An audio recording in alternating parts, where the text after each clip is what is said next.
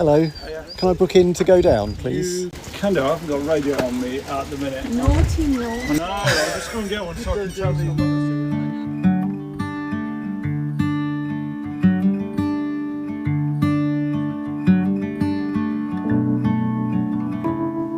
Welcome to the Water Road, which this time comes from Foxton Locks in Leicestershire.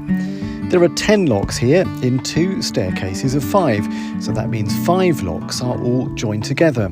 And they're narrow locks too, which means that if boats are coming the other way, you have to wait. We've been told by the lock keepers who organise everything here that there are 3 boats coming up and we'll be able to go down when they all reach the top.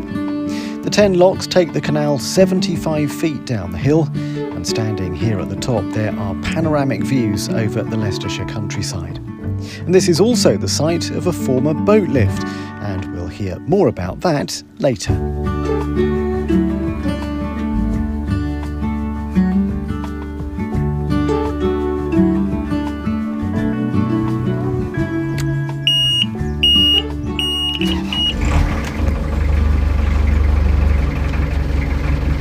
Well, it turned out there were 5 boats to come up, not 3, so we've been waiting about an hour and 40 minutes, but we're on our way now.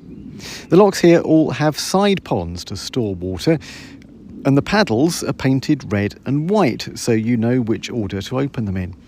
And we're getting lots of help too opening the gates and closing them, because Foxton is a really popular tourist attraction. It's almost like Leicestershire's version of the seaside.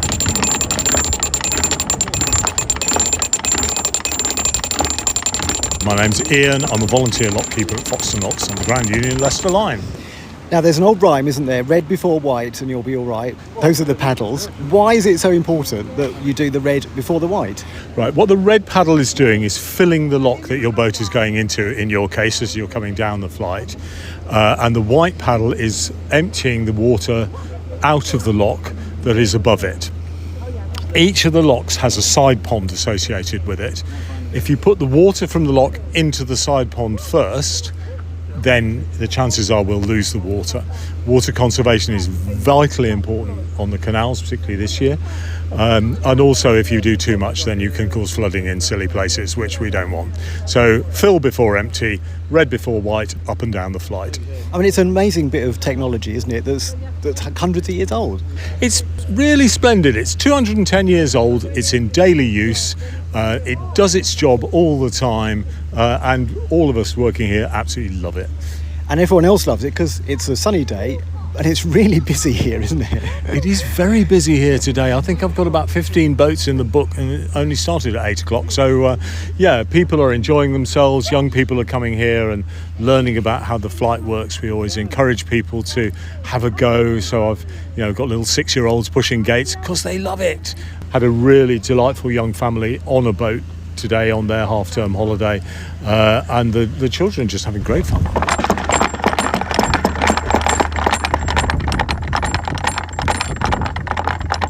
So Tim, your lad Marmaduke has been helping us pushing the gates all the way down.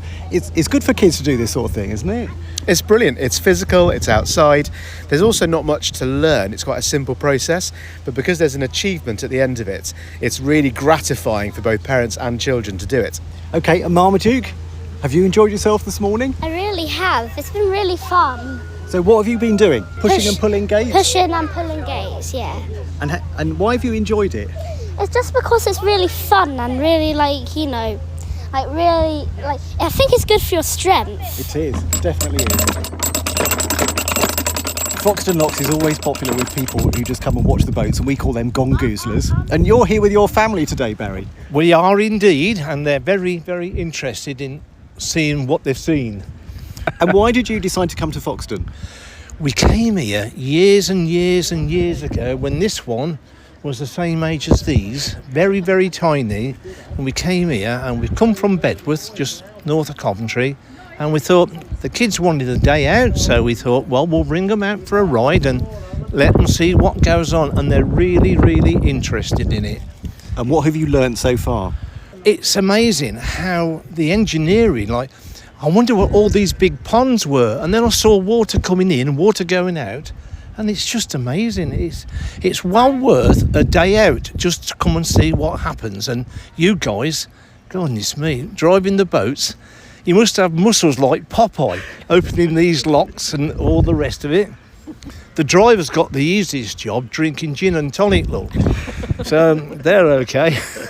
What have you learnt then, James? That the ponds, what Grandpa was wondering about, are so that if the boat was down and it wanted to get up to the other lock, the water would go out and then it would go into that lock so it can go up and pass through. That is exactly what they're for.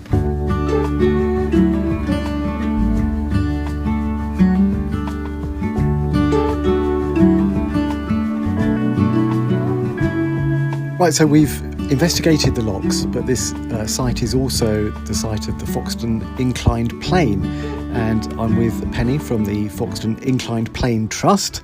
So just tell us what the inclined plane was. It was a boat lift. It was built in 1900, operated from 1900 to 1911, and it was to speed up the process of getting up the hill or down the hill that's here at Foxton Locks. It's a 75-foot and 2-inch drop from the top to the bottom, and to come through the locks it takes 45 minutes if you're at the front of the queue. Back of the queue, you can be waiting hours. So this boat lift was built to relieve that bottleneck, basically, and it could move 2 boats up and 2 boats down within 12 minutes. So just go through how it actually worked then. So you had sort of big troughs of water at the top and the bottom. Yes. So it's basically like a lock on wheels, if you think about that. And it was a counterbalance system. Each caisson or tank weighed 230 tonnes each.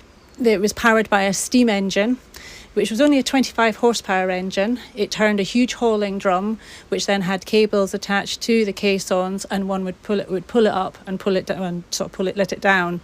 Say it only took 12 minutes, and each caisson could carry 2 full-length narrowboats in it. It was actually designed to bring the wide beams through, and that was sort of the original thought of it, because once you're at top of Foxton Locks, all the bridges and tunnels can accommodate a wide beam, but then you then hit Watford Locks again, which are another narrow set of locks.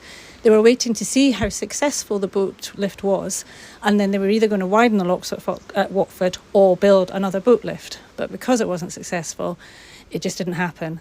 And actually the Grand Junction Canal Company decided actually they didn't want wide beams coming through in the end, because the queues that potentially they would cause coming through the tunnels and stuff. So it was just literally the narrow boats that came through here in the end. It only lasted for about 10 years. So what went wrong?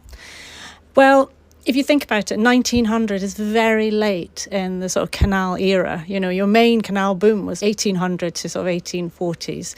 It was just not financially viable in the end.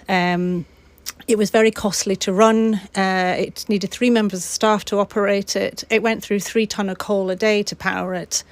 Gordon Cale Thomas, who was the engineer and designer of it, wrote a report saying that he estimated 2 million tonnes of cargo would come through using this boat lift. They didn't even get 50,000 tonnes of cargo coming through. And I mean, also, you think the railways are pretty much getting well established with moving the goods around, so the traffic was getting less and less coming through here. So that's why it sort of didn't last that long. So if you go and look at the site here at Foxton, you can still see the sort of runners in the hillside, can't you? But there's not much more than that left. No, there's not. I mean, the slope obviously itself is quite, that was man-made specifically for the boat lift. You can see some of the brickwork where the upper canal came to meet the tanks. The back wall of the museum is actually the original wall, but when they scrapped the site in 1928, they literally took everything. The bricks, the boilers, the lot went, and I think it was just to recoup some of the loss that they made on it, because it would cost just under £40,000 to build in those days, which is probably quite several million today.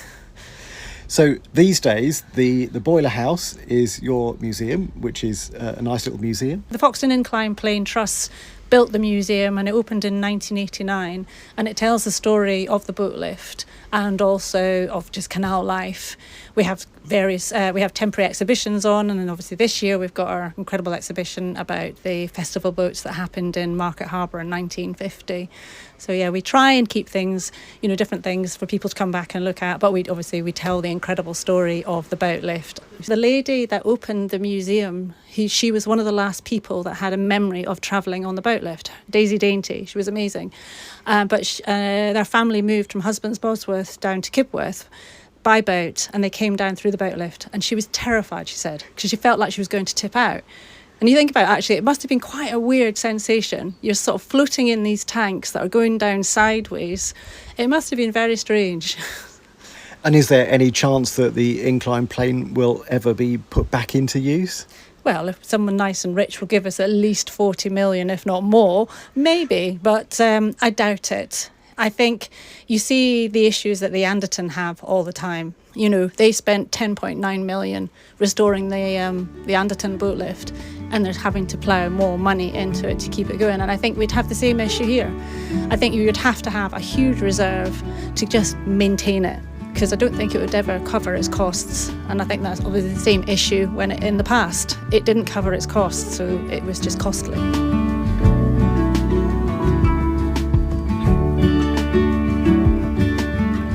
Well, that's all for this edition of The Water Road from Foxton Locks and the site of the Inclined Plane. The podcast is produced and presented by me, Adam Porter. If you're enjoying the series, please give us a nice review, because it really does help people to find us. And please follow or subscribe to the podcast if you haven't done so already.